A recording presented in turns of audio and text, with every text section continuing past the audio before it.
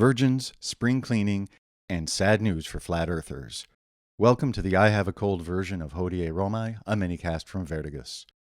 I'm your host, Avery. And today in Rome, the Vestalia, a Roman festival which took place between the 9th and 15th of June, in honor of the goddess Vesta. Vesta was goddess of the hearth, and often depicted as a flame.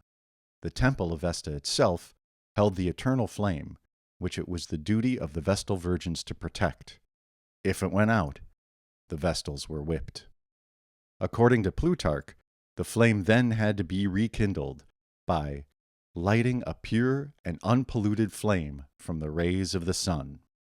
For this, metallic mirrors were used to focus the light, lending the sun's rays, as he puts it, the substance and force of fire, with which they ignited dry kindling. It would go beyond the length of this minicast to talk in depth about the Vestals, but Plutarch gives us this fascinating little tidbit. When Vestals appear in public, if they accidentally meet a criminal on his way to execution, his life is spared.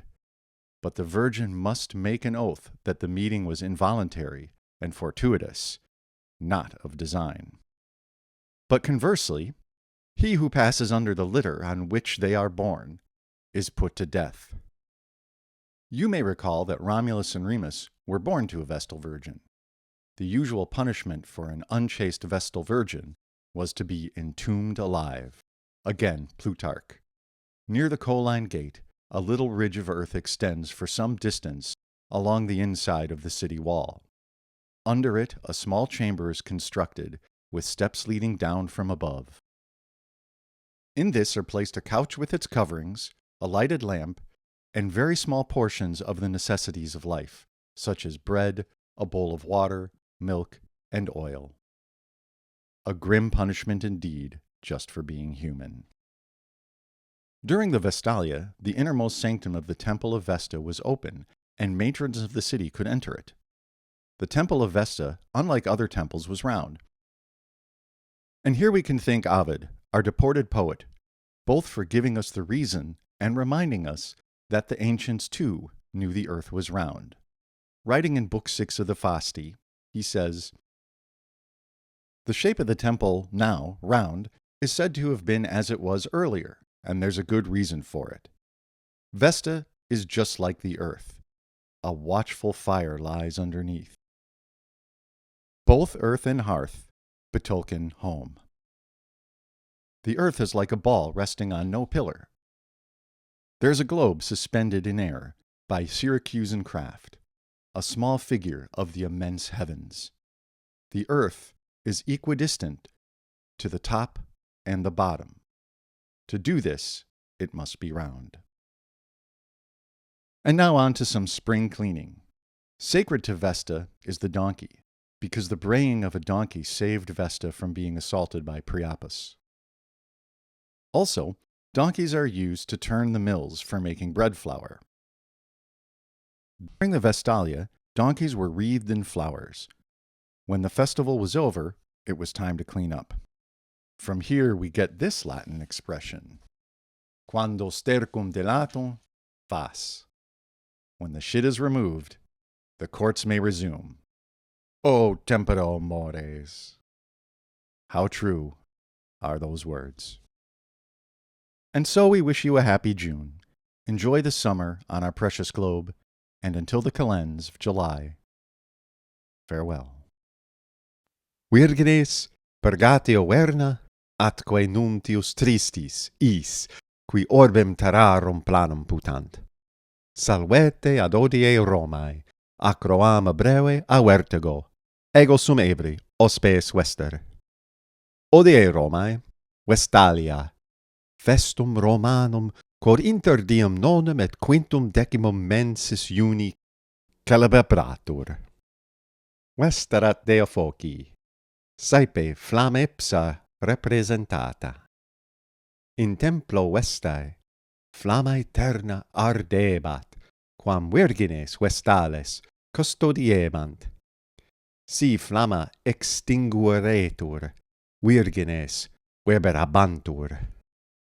Plutarchus refert flammam hoc in modo rursus accendi debuisse. Igne puro ac incorrupto ex radi solis per specula metalli collecti flammam excitabant, radi solis, utait Plutarchus, substantiam vimque ignus abent. Longo est de Vestalibus pleniora dicere, sed Plutarchus nobis haec praeclara narrat. Vestalis, cum in publicum egrediuntur, si forte, quo scelesto capitus domnato, se obvia sint, vitae parcitur. Sed virgo iurare debet fortuito, non deliberate actum esse. Ex altera parte, qui sub lectica in qua feruntur transit, poena capitis afficitur. Meministe fortasse Romulum et Remum ex Vestali virgine natos esse. Virgines Vestales in castae sepultae sunt viventes. Iterum Plutarchus, prope portam collinam tumulus quidam terrae intus muros urbis porrigitur. Sub eo camera parva subterrana fit, gradibus descendentibus. In ea ponuntur lectus cum stramentis, lampas et cibi, panis, aquae patera, lac, oleum. Quam terribile, poenea quidam dira pro tantilis. Per Vestalia, intima templi Vestae, patefiebant, et matronae urbanae intrare poterant. Templum Vestae, dissimile ceteris templis, rotundum erat. Atque hic gratias agere possumus ovidio, poetae nostro exuli, qui non solum causam explicat, sed etiam commone facit antiquos quoque terram rotundam scivisse. Nam in sexto libro Faustorum scribit: Forma tamam templi quae nunc manet ante fuisse dicitur, et formae causa probanda subest. Veste adumst et terra, subest vigilignus utrique, significant sedem terra focusque suam. Arte Syracusa suspensus in aere clauso, stat globus, immensi parva figuri poli, et quantum assumus tantum secessit abimis, terra, quod ut fiat, forma rotunda facit. Et nunc de purgationi verna. Asinus Vestae sacra est, quod clamor asini, Vestam a violentia priapi servavit. Asini etiam ad molares adhibentur, ut farinam efficiant. Per Vestalia, asini certis florum ornabantur. Coautum festum finito esset, tempus erat mundandi. Hinc nascitur illa locutio Latina, quando stercus dilato, vas. O tempora amores, quam vere dicitur. Itaque vobis felicem unium exoptamus, fruimini aetate in orbi terrarum nostra rotundo, et ad calendas Julias valete.